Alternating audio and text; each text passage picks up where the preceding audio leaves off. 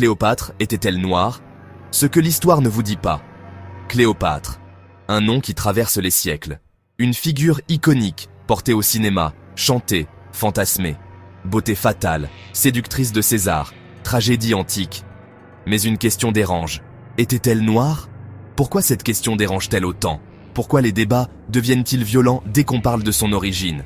Et surtout, que nous cache-t-on réellement sur Cléopâtre? Bienvenue dans Archives Noires, Secrets d'Afrique. Aujourd'hui, on rouvre un dossier explosif, celui d'une reine dont l'image a été blanchie, peut-être pour toujours. Avant même de parler de Cléopâtre, posons le décor. L'Égypte antique, cette grande civilisation au cœur de l'Afrique, a été trop souvent arrachée à ses racines africaines. Hollywood nous l'a vendue comme grecque, romaine, voire moyen-orientale. Mais la vérité historique est plus nuancée, et beaucoup plus africaine. Les premiers pharaons, noirs. Les dynasties nubiennes, noires. L'art, les représentations, les pratiques spirituelles, tout ancré dans une culture afro-orientale riche, complexe et liée au Nil, à la Terre Noire. Dès le 19e siècle, les savants européens ont lancé une entreprise de blanchiment de l'histoire. L'idée était simple. L'Afrique ne pouvait pas être le berceau d'une telle civilisation. Alors, on l'a déplacée. Symboliquement, racialement, idéologiquement. Cléopâtre VII, dernière reine de la dynastie ptolémaïque. Une dynastie fondée par un général d'Alexandre le Grand, Ptolémée Ier. Oui, Cléopâtre vient d'une lignée gréco-macédonienne installée en Égypte depuis près de 300 ans. Mais voici ce que les manuels ne disent pas. On ne connaît pas avec certitude l'identité de sa mère. Les mariages incestueux dans sa famille rendèrent les croisements ethniques très probables.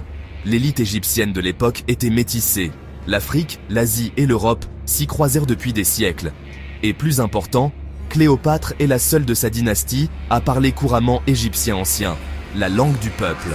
Elle se fait représenter comme Isis, déesse noire et puissante. Elle est adorée à Thèbes. Elle vit, parle, pense comme une africaine. Alors, même si ses origines exactes sont discutées, sa culture, son identité et sa représentation sont profondément afro-égyptiennes. Dans les années 1960, une actrice blanche incarne Cléopâtre. Elizabeth Taylor. Peau laiteuse, yeux clairs, maquillage égyptien. Le mythe occidental est scellé. Le monde entier va assimiler cette image à la réalité. Mais cette représentation est une fiction. Et le cinéma ne s'arrête pas là. Pendant des décennies, toutes les grandes figures africaines ont été interprétées par des acteurs blancs.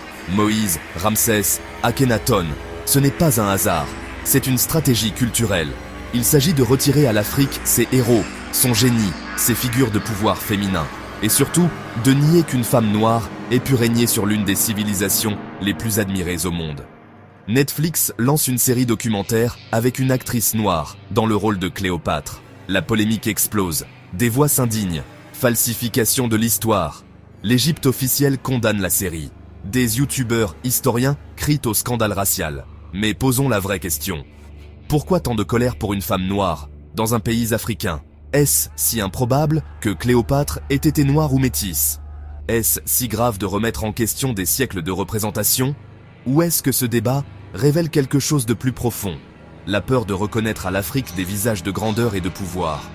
Et si, au lieu de débattre sans fin sur sa couleur, on regardait le monde de Cléopâtre à travers ses actes? Cléopâtre parle 9 langues, gouverne un empire en crise, négocie avec Rome, joue avec César et Antoine, tient tête à un monde masculin et impérialiste. Sa vision du pouvoir est ancrée dans l'Égypte millénaire, pas dans la Grèce ou la Rome classique. Elle se bat pour son peuple et meurt pour son royaume.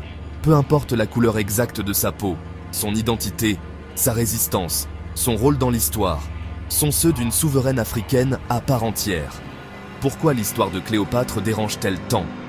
Parce qu'elle est la preuve vivante que les femmes africaines ont régné, qu'elles ont séduit, combattu, gouverné, et qu'elles peuvent encore aujourd'hui inspirer des générations entières. La vraie question n'est pas « était-elle noire ?» mais « qui a intérêt à ce qu'on croit qu'elle ne l'a jamais été ?» Ils ont changé son visage, mais pas son héritage. Dans Archives Noires, on remet les visages à leur place. Abonne-toi, partage cet épisode et surtout, pose des questions.